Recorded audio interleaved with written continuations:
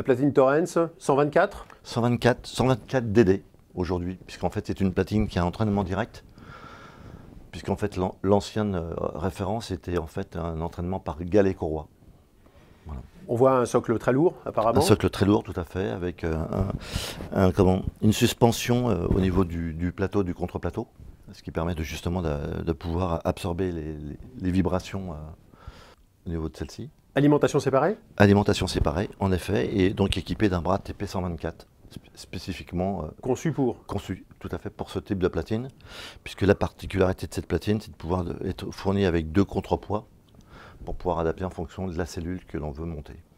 D'accord. En l'occurrence, nous l'avons ici préconisé avec un bras SPU de chez Orthofon, qui est le très haut de gamme de chez Orthofon, et ce qui nous a permis, pendant tout le salon du PAVS, de faire nos démonstrations avec. Elle est vendue sans cellule? Elle est fournie sans cellule, en effet, puisque généralement, sur des platines assez haut de gamme, le consommateur a déjà ses références de cellules en termes de choix, mais nous, particulièrement, nous préconisons plutôt la SPU, en effet, pour ce type de platine. La platine est disponible? La platine est disponible, elle existe uniquement dans cette finition. Elle est dotée de 2 sorties, une sortie RCA classique et une sortie XLR, asymétrique, symétrique, ce qui permet de pouvoir vraiment connecter ce produit, d'avoir des niveaux de sortie très élevés et de qualité.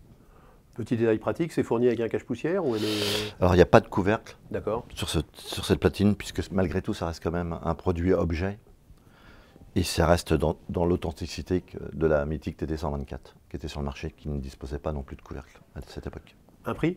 Un prix, c'est un produit qui est donc positionné aujourd'hui prix public à un petit peu moins de 8 000 €.